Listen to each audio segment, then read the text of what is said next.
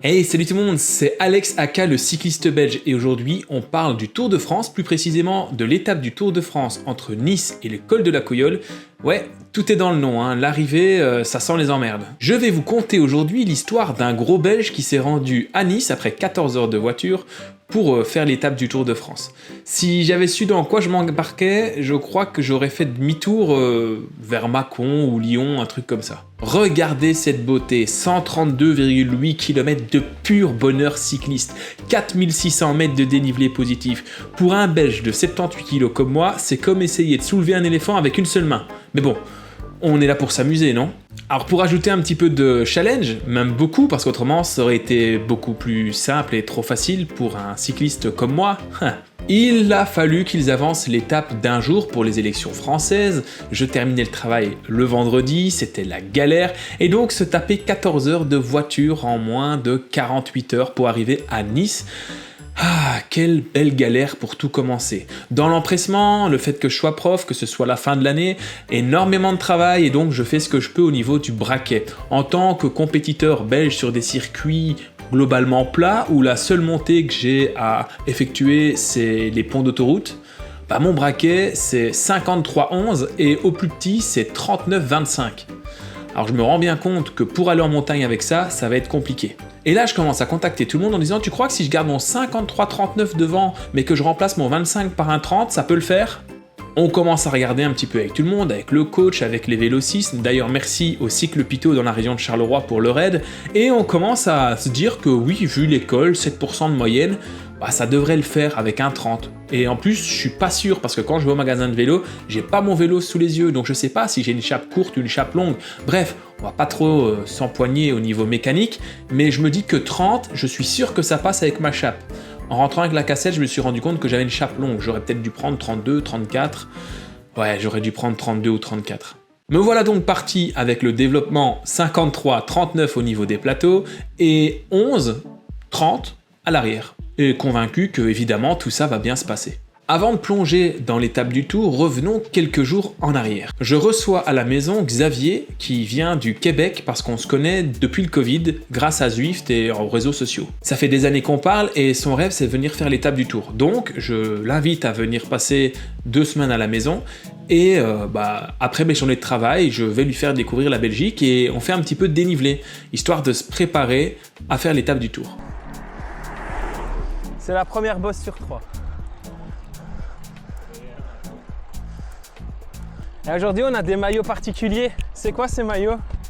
La fête nationale du Québec. La fête nationale québécoise. La Saint-Jean. La Saint-Jean. Je suis un peu québécois là. Ouais. On va travailler là-dessus les prochaines semaines. Je vais rentrer après, je vais parler avec l'accent québécois. Ouais. Dans le plat pays qu'est la Belgique.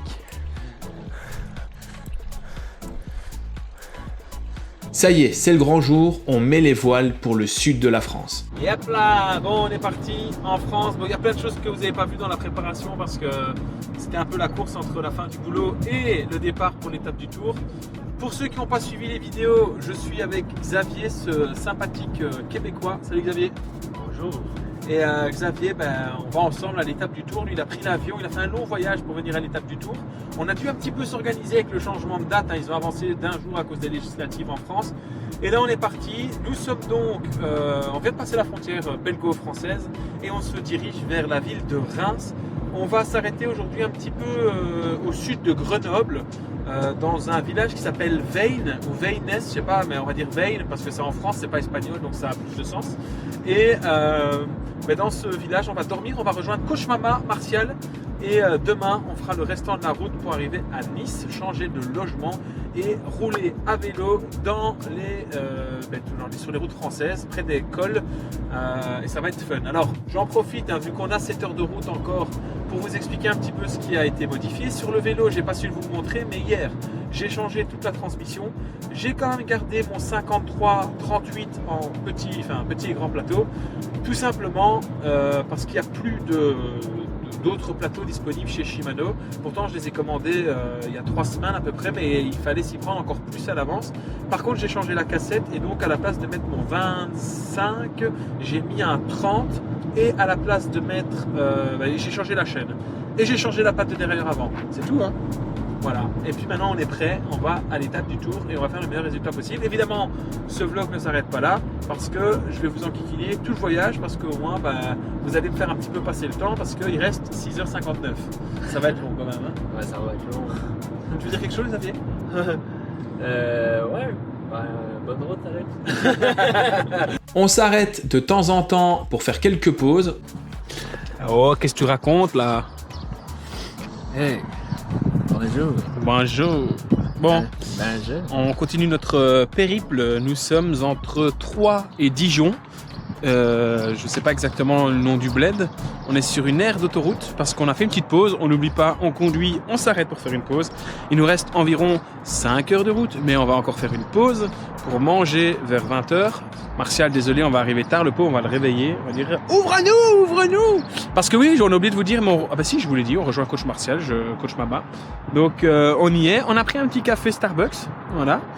Starbucks, n'oubliez pas de nous envoyer notre chèque et à part ça tout se passe bien, hein. Il fait beau, il n'y a pas de circulation, donc la vie est belle, hein, pour le moment, la vie est vraiment belle, ça roule bien. On va bientôt arriver à Dijon, puis une fois qu'on est à Dijon, vous connaissez, hein, on arrive très vite à Lyon et une fois qu'on sera passé Lyon, là je crois que pour moi ça va commencer à devenir long, mais on sera presque arrivé et donc ça sera un peu au forceps là qu'on va arriver jusqu'à Veynes.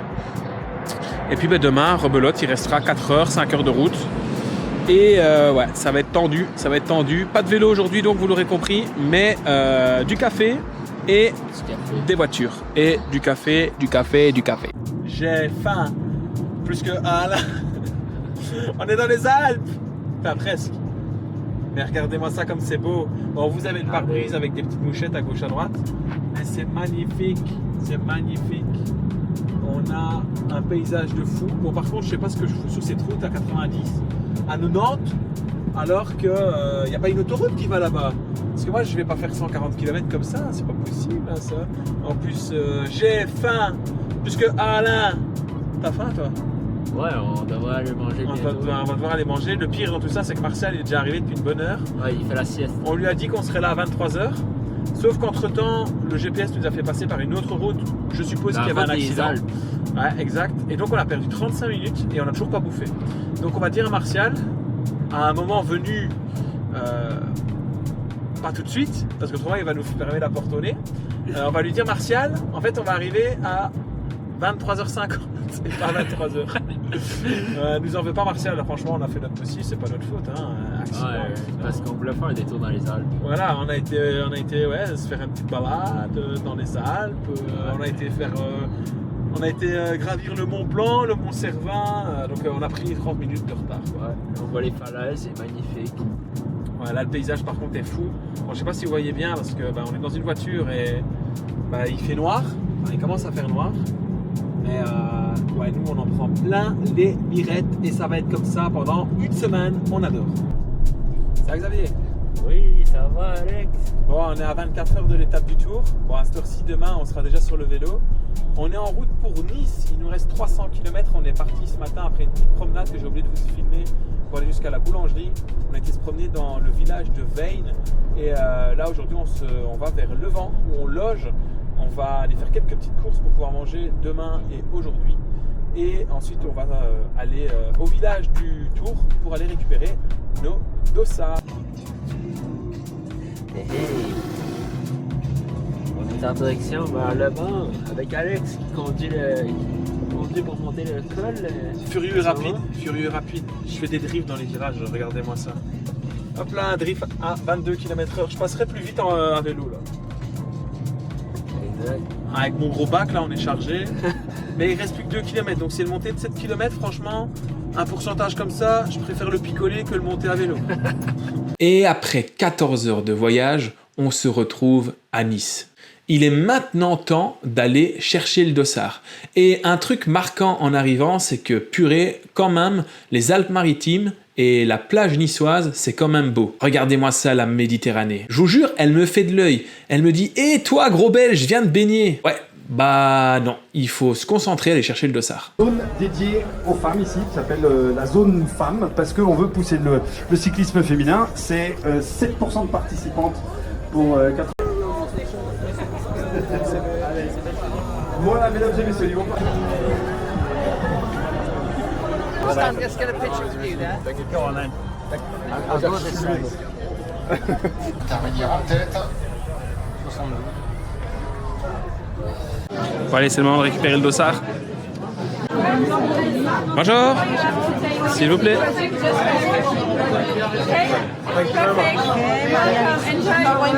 Oui, bien sûr. Bonjour. 85 23. Est-ce que vous voyez une petite mention sur les identités?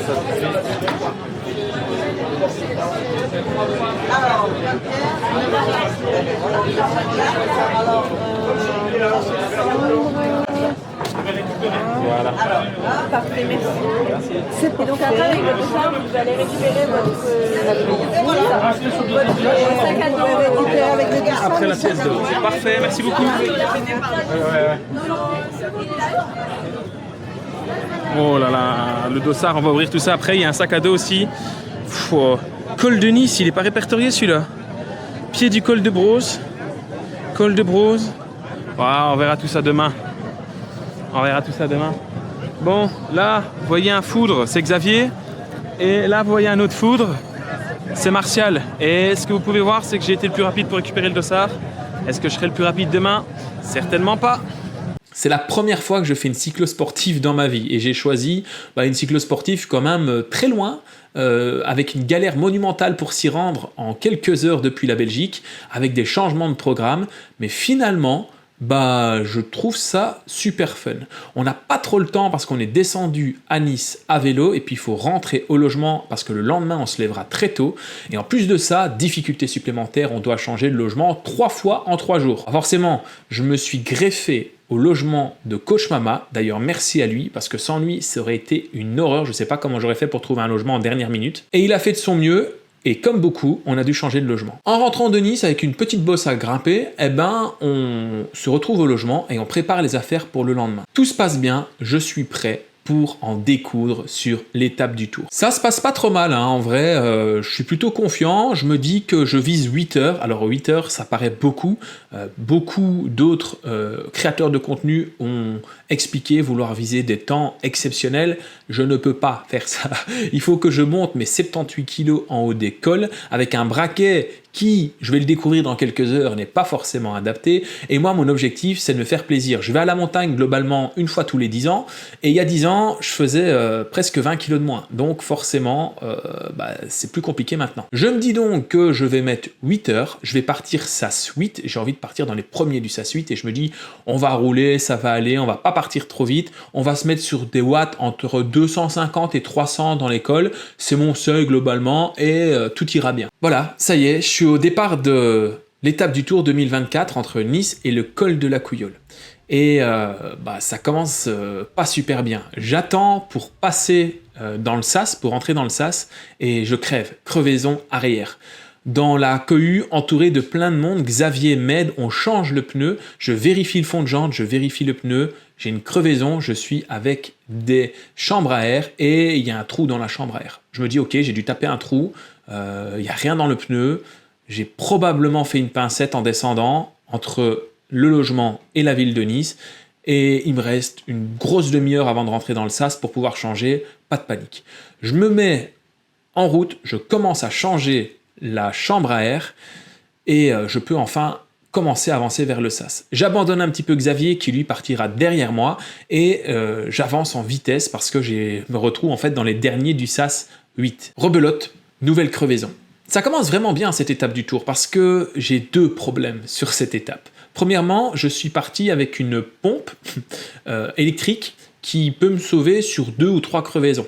Elle a chargé, mais là je viens déjà de lui mettre 2 fois 6 bars dans la tronche, alors même que le départ n'est pas donné. J'avais 2 chambres à air, les 2 chambres à air sont utilisées. je ne peux plus crever. Hey, salut, j'espère que vous allez bien. Bon, je suis dans le sas, en retard. J'arrivais tout juste, j'ai crevé 2 fois déjà, j'ai plus rien pour réparer, il faut pas que je crève. Autrement, je suis dans une sauce monumentale. Donc voilà, on va avancer, on va y aller cool. De toute façon, on n'a pas trop le choix. Et on va être prudent pour essayer de ne pas crever une troisième fois. Parce que là, j'ai plus de chambre à air et c'est la merde. Oh, je m'énerve pas, hein. Je me dis que de toute façon, si je crève, bah, ça sera vraiment pas de chance, mais je revérifie le fond de jante et je revérifie le pneu. Et il y a un micro bout de verre qui s'est glissé dans le pneu. C'est cet enfoiré qui fait que je crève en permanence. Je le jarte et je me dis, là, c'est bon, plus moyen de crever, je crève rarement. Là, j'ai crevé 2 fois en 30 minutes, ça peut plus m'arriver. Je m'avance pour le départ de l'étape du Tour. À la place d'être devant dans le SAS 8, je suis derrière. En fait, je suis littéralement le dernier du SAS 8. Alors je me retrouve un petit peu dans les bouchons pour pouvoir franchir la ligne de départ. Ça prend énormément de temps et mon départ qui était initialement prévu vers 8h05, quelque chose comme ça, je le prends à 8h14. 9 minutes après tout le monde parce que il a fallu à peu près 9 minutes pour que les premiers du SAS se lancent et que moi je puisse partir. Mais je m'en fous, je viens pas chercher une perf, moi je viens juste m'amuser, voir les paysages et tenter de faire ça en 8 heures. Donc je me tracasse pas trop. C'est parti pour l'aventure de votre gros belge cycliste préféré. Alors on est à Nice et dans quelques instants je vais passer cette ligne de départ pour une aventure exceptionnelle qu'on ne vit pas souvent. Enfin en tout cas pour quelqu'un comme moi on ne vit pas ce genre d'aventure souvent. C'est la première fois que je me rends de toute ma vie sur l'étape du Tour de France et on fera un petit débrief à la fin pour savoir si je vais y retourner ou pas. Ça c'est un petit peu le mystère, ça dépendra de ce qui va se passer pendant cette course, mais sachez que pour le moment je suis très satisfait de l'organisation parce que malgré le fait qu'on fait tout à vélo et que Nice est quand même une des plus grandes villes françaises et qu'à l'échelle des villes belges, Nice est l'équivalent d'une grande ville belge, donc forcément se déplacer dans ce type de ville n'est pas simple au niveau organisation, ça demande beaucoup d'efforts, beaucoup plus que si on est un petit peu plus reculé dans des villes beaucoup plus petites. Mais c'est très bien organisé. Il faut quand même se rendre compte que beaucoup de personnes disent « Ah, l'étape du Tour, c'est cher. Ah, l'étape du Tour, c'est que du business. Ah, l'étape du Tour, blablabla, blablabla. » Oui et non, j'ai envie de vous dire, là franchement, tu viens, tu as envie de vivre une expérience comme les professionnels, tu payes, je crois que c'est un peu moins de 200 €, juste l'inscription évidemment, après il y a les logements, il y a les transports, etc.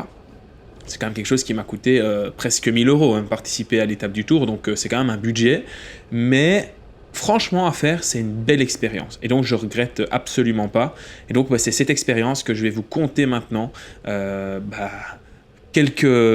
plus d'un mois, non, allez, 20 jours après l'étape du Tour, voilà, je vais vous la raconter et je vais essayer de vous faire vivre ça de l'intérieur. Alors comme je vous l'ai déjà dit, mais pour ceux qui auraient un petit peu avancé l'étape vlog, moi mon objectif ici c'est vraiment de prendre que du plaisir. Il faut savoir que les 3 premiers kilomètres pour sortir de Nice avaient été neutralisés pour le SAS 0 et en gros il disait à tout le monde, avant les 3 premiers kilomètres vous y alliez tranquille, ça sert à rien de prendre des risques, sortez de la ville tranquillement, roulez pas comme des fous.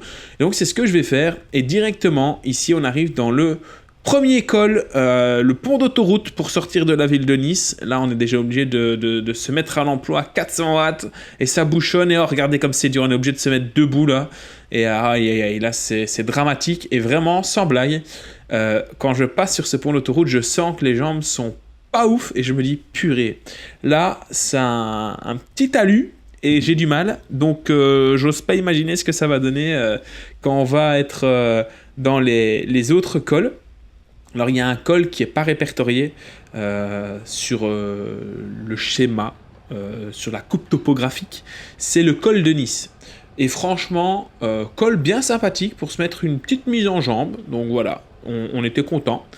Je me disais, bon, les jambes commencent un petit peu à revenir, mais avant tout ça, on quitte Nice par cette voie rapide qui a été fermée exprès pour nous, et voie rapide sur laquelle j'essaye de remonter tout doucement des places sans me mettre trop dans le rouge. Donc j'avais prévu de rouler entre 250 et 300 watts dans les cols et de rester dans les roues dans les vallées. Spoiler alert, il n'y a pas de vallée, ok? Il n'y a pas de vallée, soit ça monte, soit ça descend. Donc là, c'est les seuls moments de plat que vous voyez, et c'est un plat entre 0 et 3%. Comme ça, vous êtes au courant. Mais donc, j'ai trouvé un groupe ici avec des personnes aux mollets aiguisés qui vont mettre un petit tempo. Donc, je vais me mettre dans les roues tranquillement et je vais, grâce à eux et avec eux, parce que je vais prendre quelques relais aussi, remonter tranquillement quelques places. Et je suis parti en 9 millième position. Donc, 9 millième position, ça commence quand même à faire. On est loin d'être bien placé. Après, en fait, moi, j'ai été un petit peu trop honnête, je crois. Je visais aux 8 heures. Quand on a été roulé avec Coach Mama, etc., il m'a dit « Alex, franchement, tu vas plutôt mettre 6h30 que 8h. » Moi, j'étais là en mode « Non, je vais mettre 8h, je sais que je vais mettre 8h. » Mais le coach, Xavier, etc., tout le monde était là un peu confiant en disant « Non, mais 6h30, franchement, tu pourrais le faire, vu tes watts, il ne devrait pas y avoir de problème. » Et donc, plus le temps passe, et plus je me rends compte qu'en fait 6h30 ça va être jouable. Vous allez voir, à chaque fois qu'on va passer en haut des cols, je vais vous mettre le temps et le classement, et donc ça vous fera un petit peu un état des lieux pour savoir où je me situe. Alors, ce qui est grisant dans ce genre de truc, quand tu pars loin derrière, parce qu'on était 16 000 inscrits, finalement 14 000 participants, et je suis parti autour de la 8500e, 9 millième position. C'est un petit peu difficile à dire parce qu'il n'y a pas vraiment de chrono, et il y a des coureurs qui ne sont pas venus, donc il y a des gens qui dans les SAS précédents ne sont pas partis, mais globalement je suis parti entre la 8 millième et la 9 millième place, vraiment à la fin du SAS 9. Et ce qui est bien, c'est que tu doubles un max de monde. Et en plus, à ce moment-là, là, tout le monde, des petits plateaux, etc. Moi, on est dans des pourcentages que je connais quand même assez bien ici. C'est des pourcentages roulants que j'aime bien. Je suis pas trop handicapé par mon copain, l'apesanteur. Et donc, je peux mettre de la force. Et je fais ce col de Nice qui n'est pas répertorié grand plateau. Donc je suis parti, grand plateau, en plus j'entends les gens, je passe à côté, ils font wow, wow, what the guys, oh my god, ils étaient là, oh, Armstrong, et j'étais là, bah ouais, vous m'avez bien vu, c'est bien moi, et donc je laisse la plaque, 53, le tracteur belge, il se met en route, je suis bien, je roule à 15 km/h, je me dis, quoi de mieux, what else, j'étais vraiment hyper heureux, je me dis voilà, moi maintenant, je suis pas venu à Nice pour enfiler des perles. Hein. Moi, je vais au col de la Couilleule en 6h30. Donc voilà. Bon, le 6h30, c'était plutôt pour le défi. Hein. Je me suis dit, bon, si je mets 6h30, vraiment, je pourrais dire que je suis un grimpeur. Pas du tout, mais bon, voilà. Mais 8h, c'est totalement respectable. Donc voilà, on va tout doucement arriver dans des petits villages atypiques comme ça que j'avais déjà eu l'occasion de voir parce que j'ai passé en tant que bon Belge. Hein. Le Belge, qu'est-ce qu'il fait au mois de juillet, il prend sa tente, sa caravane et hop, il descend en France. Et il fait tout le tour de la France chaque année. Donc c'est des régions que je connaissais déjà un petit peu, mais je m'étais jamais rendu de ma vie là, sur cette région-là vraiment précise, Nice. J'avais jamais été, j'avais déjà fait Montpellier, Marseille, mais Nice, j'avais jamais été. Et franchement, quelle beauté. Moi, je viens pour m'amuser dans l'école parce qu'en fait, c'est quelque chose que j'aime. J'aime bien grimper d'école. Je suis pas bon. Hein. Si on compare par rapport aux gens lambda, je grimpe mieux qu'eux. Si on compare par rapport aux amateurs de tout genre, je grimpe mieux qu'eux. Si on compare aux amateurs qui ont l'habitude de monter, je suis nul. Et si on compare là au gratin mondial, bah là on dirait un rase-moquette avec son pampers, quoi. C'est voilà. Mais bon, autrement, je veux dire, dans moi, mon ressenti, j'adore monter d'école. Surtout avec un 53-39. Donc là, je suis parti. Et ça grimpe. Là, on a quitté à ce moment-là le col de Nice. On est rentré dans le vif du sujet avec le premier col de la journée qui n'est autre que le col de Brosse. Et franchement, je kiffe. On passe dans des villages. Il fait pas trop chaud encore à ce moment-là. Il ne fait que 30 degrés. Il est 9h du matin, quelque chose comme ça. Et les paysages sont fabuleux. On a vraiment... Alors, il y en a beaucoup d'entre vous qui vont peut-être pas se rendre compte parce que peut-être vous avez l'habitude de voir des paysages de montagne. Mais quand vous venez d'un pays où il n'y a pas de montagne, vous vous retrouvez dans ce genre d'endroit, en fait, vous avez vraiment l'impression d'être... vous êtes dépaysé, vous avez l'impression d'être minuscule. Et la nature est splendide quand vous vous retrouvez là. Et donc juste ça, en fait, ça donne les poils et vous êtes content d'être là. Et c'est d'ailleurs pour ça que j'ai pas poussé trop fort dans l'école, c'était pour profiter un maximum. donc voilà.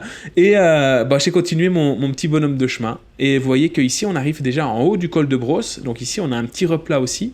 Donc je peux remettre le grand plateau et la rebelote. Grand plateau, 53... Et on y va, on pousse, on est bien, on est... alors mon seuil est à environ 180, 184 battements par minute. Là, je suis à 173, donc 10 en dessous du seuil. Au niveau des watts, j'ai respecté mes watts, donc c'est-à-dire entre 200 et... entre 250 et 300 watts. Donc voilà, on est très, très heureux. Et donc, je vais arriver au sommet du col de Brosse en étant vraiment en bon état. Et en fait, le truc qui est sympa, c'est que je me dis, purée, j'ai doublé plein de gens. Et malgré le fait d'avoir doublé plein de gens, j'ai respecté mes watts et je suis pas parti trop vite. Donc voilà. Donc ce col de Brosse, plutôt sympa. Je l'ai fait à une vitesse moyenne de 14 km/h. En haut, j'ai pas été pris dans les bouchons et j'ai fait le 2499e temps, 2499e temps, sur 10 400 sur ce col. Donc voilà, globalement, plutôt bon résultat. C'est ici aussi que j'ai été un petit peu surpris par le ravitaillement. Premier ravitaillement, j'avais tué toute mon eau en 1 heure, donc j'avais bu 1 litre 250 en 1 heure. Et à ce moment-là, je me dis, je vais prendre de l'eau. Et on m'avait dit, oui, le ravito, tu vas voir, c'est vraiment une bonne ambiance. C'était un ring de boxe. Okay, les gens se battaient pour avoir de l'eau. Moi, j'étais là en mode chill. Les gens qui sont là, globalement, ils vont faire entre 3 millièmes et 10 millièmes. Et ils se battent, quoi. Les gens se poussent. T'essayes de reculer avec ton vélo. On t'insulte. Je me suis dit, mais où est-ce que je suis ? On m'a vendu l'étape du Tour comme étant la grande messe, la grande procession du cyclisme, tout le monde est sympa et tout. Alors c'est vrai, certes, il y avait une ambiance de dingue sur les routes, il y avait des gens qui encourageaient, mais les participants, là dans le col de Brosse, je crois qu'il y avait trop de gens qui pensaient qu'ils allaient pouvoir faire un résultat là, à ce moment-là, et ils avaient oublié que qu'ils poussaient 200 watts de FTP, ou qui poussaient 320 watts comme moi mais qu'ils étaient gros, et donc ils s'étaient mis une pression, j'en sais rien, mais pas le ravito le plus kiffant de ma vie. En plus, le bazar en haut, le ravito était vraiment très proche du sommet du col, donc ça faisait bouchon. Les gens qui servaient de l'eau à cet endroit-là, ils étaient pas des plus agréables. Donc voilà, on prend le ravito en vitesse, on redescend, et maintenant on va faire descendre du col de Brosse et on va enchaîner directement par la montée du col de Turini. Alors il faut savoir que dans les descentes comme ça, j'ai pas pris trop de risques, j'ai vraiment été tranquille, mais malgré ça, alors que je suis vraiment un très mauvais descendeur, vous pouvez demander à tous les gens qui me connaissent, je descends vraiment pas bien, ok ? Mais malgré ça, j'ai quand même rattrapé énormément de gens en descente, et tant mieux, je préfère que les gens prennent pas trop de risques. On a vu dans la descente du Turini, il y avait une grosse chute, même plusieurs grosses chutes. Quand je suis arrivé, il y avait des gens qui n'étaient pas dans un bon état, donc il vaut mieux pas prendre trop de risques. Et j'en ai profité pour manger. Vraiment là, j'ai mangé, donc j'étais parti avec, grâce à mon sponsor Nutribé, d'ailleurs le lien dans la description, c'est les spécialistes au niveau nutrition pour tout ce qui est sport d'endurance. Et donc, grâce à eux, j'avais tout ce qu'il me fallait pour manger. Donc j'avais acheté des stocks de gel Morten. Et j'avais acheté aussi des barres Morten, et c'était bien parce que c'était aussi Morten qui sponsorisait une partie des ravitaux sur cette étape du Tour. Et c'est de l'alimentation que j'ai l'habitude de prendre, vu que je prends exclusivement que du Morten depuis, je dirais, 2017, si mes souvenirs sont bons. Donc j'étais vraiment dans quelque chose que je connaissais. Et avec Nutribé, justement, ils ont la possibilité, si vous préparez un gros événement comme l'étape du Tour par exemple ici, ou d'autres événements, des triathlons ou des cycles sportifs, vous pouvez prendre un rendez-vous avec eux et ils vous font un schéma en fait de nutrition, un plan de nutrition. Donc j'ai suivi leur formation, etc. Et puis je m'intéresse beaucoup à la nutrition. D'ailleurs, dans quelques semaines, vous allez voir une vidéo apparaître avec le taux de glucose dans le sang, etc. J'ai un capteur dans le bras depuis quelques jours maintenant, et je vous fais une vidéo là-dessus. Mais donc, je m'intéresse vraiment à la nutrition. Tout ça pour vous expliquer qu'au niveau nourriture, j'ai quand même pas mal mangé. Donc, j'ai mangé l'équivalent, en fait, de 80 grammes de glucides par heure. Donc c'est quand même beaucoup, ça fait beaucoup de barres, donc ça fait 1,5 barre mortaine plus un gel. Donc voilà, mais il fallait bien ça parce que dans ce genre d'épreuve, tu brûles beaucoup de calories. Donc moi mon objectif c'était vraiment d'être le plus frais possible, surtout que j'ai oublié de vous dire, mais on a été au départ à vélo, ça vous le savez, mais il fallait revenir du col de la Couilleule jusqu'au logement à vélo aussi. Donc ça veut dire qu'au retour on allait avoir 60 km avec à peu près 1000 mètres de D+, et donc c'était 50 km de descente ou de faux plat descendant, et puis 10 km avec un col de 10 bornes où tu prends 1000 mètres de D+, dans la tronche. Et donc ça veut dire qu'il faut bien s'alimenter, parce qu'en plus d'avoir l'objectif de faire l'étape du tour, mais avant le départ, tu as déjà 20-25 km dans les jambes, puis tu refais 135 km, ce qui t'amène à avoir déjà un bon 160 bornes, et puis tu refais 60 bornes, donc tu fais beaucoup de kilomètres, et tu n'as pas juste 4800 mètres de D+.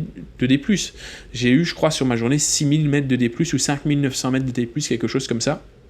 Donc, il fallait aussi anticiper ça. Il fallait être capable de rentrer également à la maison. Parce que si tu arrives de l'étape du tour et tu sais plus bouger, et que tu es en haut du col de la Couilleule et que tu es en PLS total, c'est un petit peu compliqué. Alors nous voici dans le col de Turini. Alors là, vous voyez, il y a un Estonien là, avec son cuissard noir et son maillot blanc.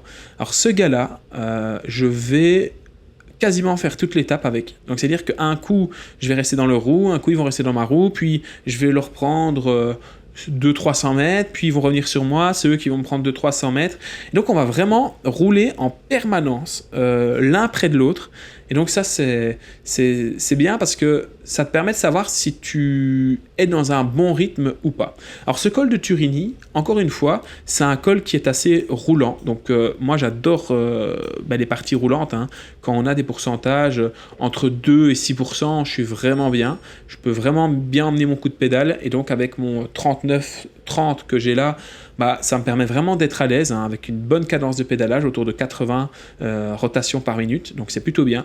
Et ce col de Turini, je vais mettre 1h26 et 16 secondes pour le monter, et donc c'est le col que j'ai le mieux monté, vu que j'ai fait 1854e sur 10 430 personnes qui ont grimpé ce col, et il faut savoir que tout ça en respectant mes watts, même en mettant moins de watts que ce que j'avais prévu à la base, en me disant Alex, sois malin, garde quand même du jus pour la fin.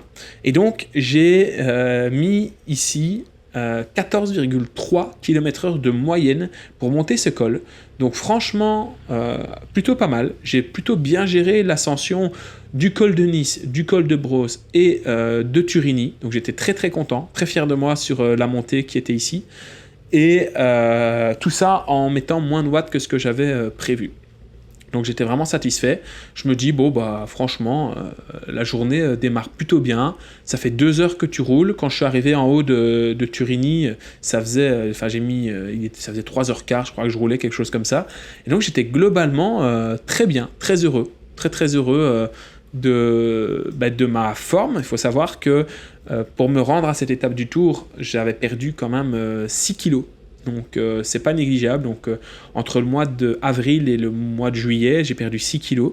Donc tu le sens, même quand tu fais des courses IRL, il y a des courses qui arrivent très bientôt sur la chaîne YouTube. D'ailleurs, si tu veux pas louper des courses, vraiment des courses belges vécues de l'intérieur, n'hésite pas à t'abonner à la chaîne YouTube pour ne rien louper.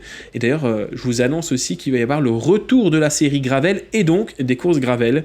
C'est des compétitions de Gravel au mois d'août, au mois de septembre, au mois d'octobre. Donc vous pourrez suivre tout ça. Et puis il y a plein d'autres surprises qui arrivent ces prochaines semaines sur la chaîne YouTube. Donc voilà, si tu n'as pas envie de louper les prochains épisodes, abonne-toi, c'est gratuit et active la petite cloche, comme ça tu auras toutes les notifications et tu auras tout ce qu'il te faut. Alors forcément, pour revenir à cette histoire de poids, tu perds du poids, tu voles, quand tu as perdu 6 kilos, là maintenant j'en suis à moins 8 kilos, j'ai perdu 2 kilos encore, donc forcément moi j'avais de la marge.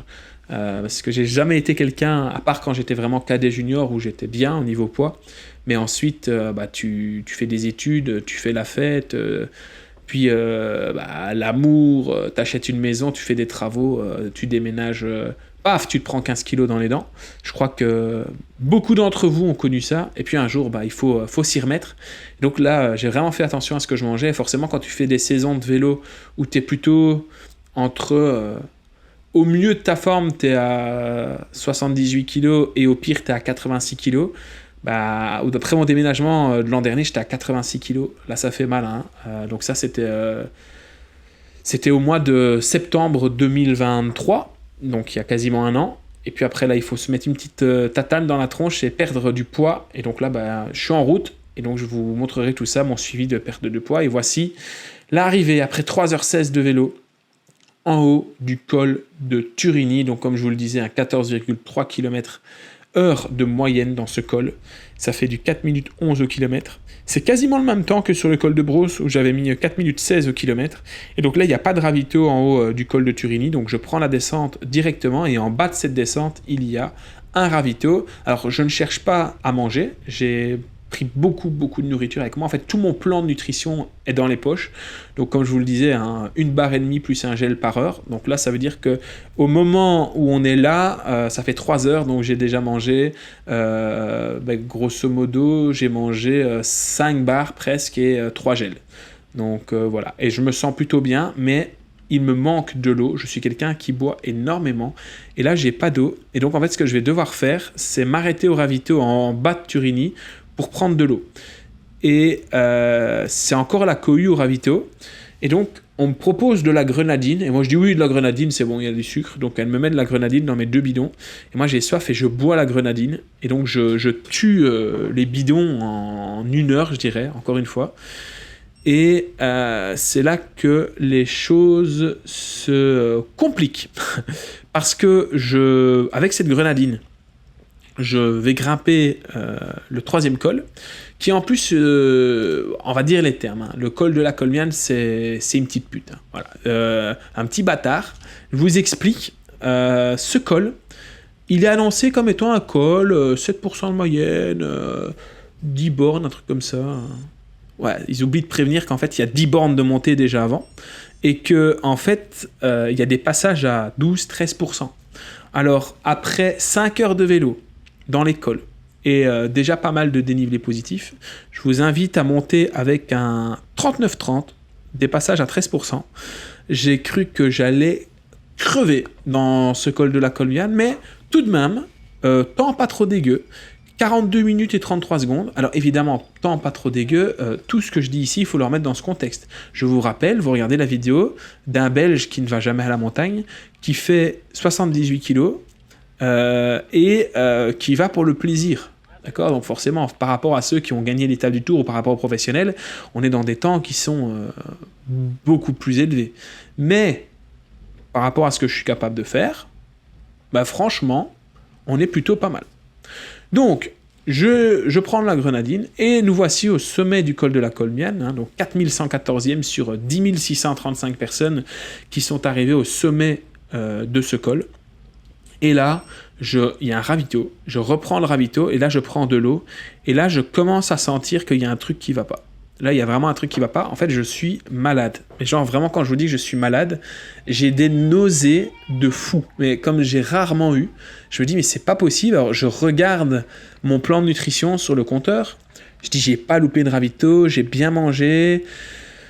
J'ai pas l'impression d'être en hyperglycémie, je suis pas en hypoglycémie, je dis il se passe quelque chose. Mais regardez ma tête quand je passe, je suis en PLS total en haut du col de la Colmiane et je me dis il y a un truc qui va pas. Je me dis il y a vraiment quelque chose qui va pas, donc je m'arrête au ravito et je prends de l'eau.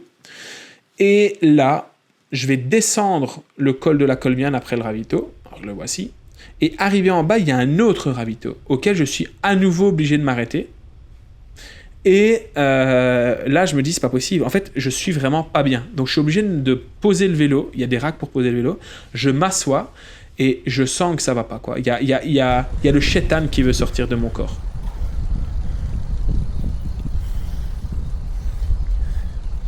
Bon, dernier col. Je vais y aller doucement. Le but, c'est de finir là. Parce que je viens de vomir ma race. J'étais déshydraté. J'ai dû m'arrêter au ravito pendant un long moment. Bon, je suis dans le col, le dernier col de la Couillole, et en fait, j'ai dû m'arrêter au ravito super longtemps. Les pompiers ont dû venir. Ils étaient là en mode, tu vas pas repartir. J'étais là en mode, mais non, mais je vais bien, je fais pas une hypoglycémie, il y a autre chose. Alors, heureusement, j'ai le Whoop sur moi, et donc ils veulent checker ma fréquence cardiaque, etc., mon oxygène. Je dis, mais j'ai tout. Regardez, et mes pulses sont bonnes. D'ailleurs, on le voit ici, je suis pas en fringale. Mais à ce moment-là, je ne sais pas ce qui se passe. J'ai les jambes coupées et j'ai la nausée, j'ai dû vomir, je ne peux plus rien avaler. C'est terrible. Alors, j'ai 2 hypothèses par rapport à ce qui s'est passé ici. La première, c'est que la grenadine chaude que j'avais bu au ravito en bas du col de Turini, elle n'était pas bonne et du coup, je ne l'ai pas digérée et ça m'a flingué la suite de l'étape du Tour. Ça, c'est la première hypothèse et c'est celle... Je ne sais pas si vous avez ce sentiment, mais parfois quand vous n'êtes pas bien, vous réfléchissez à pourquoi vous n'êtes pas bien, et il y a un truc qui instinctivement vous vient en tête. Là, quand j'étais là et que je me suis dit je ne suis pas bien, le premier truc, c'est la grenadine. Donc ça, c'est ma première hypothèse. Deuxième hypothèse, c'est que c'est quand même un effort qui est intense. Je ne fais pas souvent 8 heures de vélo. Et donc, mon autre hypothèse, c'est que mon corps a choisi un moment entre soit tu finis l'étape du Tour et après tu refais encore 2 heures pour rentrer à la maison. Et donc, je mets la priorité sur il te faut de l'énergie dans tes jambes pour rentrer un petit peu en mode instinct de survie. Et il a préféré faire ça que la digestion. Et donc, tout ce que j'ai mangé à un moment n'a plus été digéré. Au ravito, j'ai pris un gel, j'ai pris du saucisson, j'ai pris des biscuits. J'ai essayé de manger tout doucement. C'est pour ça que je me suis arrêté pendant longtemps. Tout ce que je mangeais, je le vomissais. C'était terrible. Enfin bon, bref. On va arriver en haut du col de la Couillole, en PLS total. Hein. Là, je suis à 160 watts. Là, dans ma tête, je vais aussi vite que Pogacar. Je crois qu'on voit à l'image... là, je suis tout à gauche, mais je vais bientôt tomber, là. Je manque tellement de vitesse que je vais bientôt tomber. Le col de la Couillole, 1h49 et 29 secondes. 6486e sur 10 372. C'est un col qui, je pense, j'aurais pu le monter en 1h20, sans avoir eu trop de problèmes. Plus on enlève l'arrêt. En fait, en réalité, cette étape du Tour, j'aurais pu vraiment la faire en 6h30 si j'ai pas ce problème de vomissement. Mais c'est pas grave. Je voulais mettre 8 heures. J'ai mis 8h05 et 55 secondes au final. Donc, je suis super heureux. J'ai vécu une super expérience. J'ai pu passer des moments hyper fun sur les routes du Tour de France avec Martial, avec Xavier. Et on s'est beaucoup amusé. Et donc, rien que pour ça, j'ai aucun regret sur mon temps. Franchement, j'ai fait du mieux que je pouvais avec les conditions. Si vous avez une idée de pourquoi j'ai pas été bien, n'hésitez pas à me le dire. Parce que moi, honnêtement, à part les 2 hypothèses que j'ai là, je vois pas ce que ça pourrait être. J'ai bien bu, j'ai bien mangé. Donc, ouais, c'est compliqué. Mais regardez, voici la ligne d'arrivée. Là, j'étais au sprint. Hein. J'étais à un sprint à 200 watts. J'ai rarement fait un sprint avec aussi peu de puissance. Mais me voilà au sommet du col de la Couillole et je suis très heureux d'être arrivé ici dans mes objectifs, 8h05. Là on voit, j'ai le sourire aux lèvres, mais c'était pour les caméras, c'était pour les caméras parce que dans ma tête en train de me dire purée c'est dur, mais à aucun moment je me suis dit je vais pas arriver au bout. Même quand les pompiers m'ont dit non tu vas pas repartir, j'étais là en mode si je vais repartir, regardez tout va bien, je suis super bien, mais en fait, ouais, ça doit être autre chose, je ne sais pas pourquoi. Alors regardez ici, un petit récap en vitesse de tout ça. Vous pouvez mettre pause si vous n'avez pas vu, mais c'est les temps que je vous ai donnés. On prend la médaille, et puis là, je suis en PLS, j'ai une fatigue énorme. Donc je vais aller me trouver un petit coin pour me coucher à gauche. Et en fait, je suis perdu à ce moment-là. Je me dis, mais on avait dit avec Martial et Xavier qu'on se retrouvait en haut. Je suis en haut et il n'y a personne et c'est le bordel. Et là, on me demande de redescendre. Personne ne nous donne des indications. En fait, le ravito et tout ça, c'était encore plus bas. Donc, je vais me poser un petit temps ici, couché. Et puis, je vais repartir. Mais je vais être à nouveau pas bien. Pareil, vomissement, tout ça. Donc, je vais me taper pour faire une sieste dans un bois plus bas avant de retrouver Martial, Quentin, d'autres membres de la Team Foudre. Quentin avait une super vidéo de moi en PLS en train de dormir dans les champs, mais on retrouve plus la vidéo. Mais c'était mystique cette étape du Tour. Bon, ça y est, regardez, je l'ai cette médaille de l'étape du Tour. Je suis très content. Beaucoup plus difficile à avoir pour quelqu'un comme moi que le pavé de Paris-Roubaix. Souvenez-vous, pour ceux qui n'ont pas vu, j'avais fait une vidéo sur Paris-Roubaix 2024, le Paris-Roubaix Challenge, qui n'est pas une course, mais on l'avait fait un petit peu en mode course. Et j'avais eu la chance d'arriver 3e sur le vélodrome, en étant d'une facilité déconcertante. Là, en montagne, c'est pas le même topo. Forcément, on a chacun un petit peu de terrain de prédilection, mais très content. Elle va venir orner le décor très bientôt de ma salle de sport. Mais ouais, très heureux d'avoir fait cette étape du Tour. Beaucoup plus de points positifs que négatifs. Après, je vous ai dit au début, tiens, est-ce que j'y retournerai ou pas ? Honnêtement, oui, j'ai envie d'y retourner. J'ai jamais douté de pouvoir le finir, même quand j'étais pas bien. J'étais là en mode, ça va le faire. T'étais pas à bloc, quoi. T'as bien géré ton effort. T'as fait juste une grosse sortie d'endurance avec beaucoup de D+. Mais pour être honnête, si ça se déroule encore aussi loin de chez moi, je n'irai pas, parce que c'est vraiment trop loin, et au niveau organisation, ça te flingue le mental. Enfin, franchement, c'est une pression de dingue, gérer le travail, le logement, le voyage, l'organisation à Nice, etc. Et encore, je vous le dis, j'ai eu la chance de ne pas avoir dû m'occuper des logements, parce que c'est Martial qui s'en est occupé. Mais ouais, donc très stressant. Et donc, je me suis dit quelque chose, c'est que si l'étape du Tour l'année prochaine se déroule dans les Vosges, en Alsace, quelque chose comme ça, qui est pas trop loin de la Belgique, j'irai avec plaisir et je m'inscrirai. Par contre, si l'étape du Tour a lieu encore une fois loin, c'est-à-dire à 8 heures ou plus, là j'irai pas. Surtout que c'est un sacré budget aussi. Et voilà, donc j'espère que cette vidéo elle vous aura plu. Moi je vais prendre ma médaille et je vais maintenant me préparer à faire les courses de gravel et les courses sur route. Moi, je vous fais des gros bisous. Je vous remercie d'avoir regardé cette vidéo jusqu'au bout. Si vous êtes encore là, n'oubliez pas de mettre un pouce bleu, mettre un commentaire. Et on se retrouve très bientôt pour une nouvelle vidéo. Salut, salut!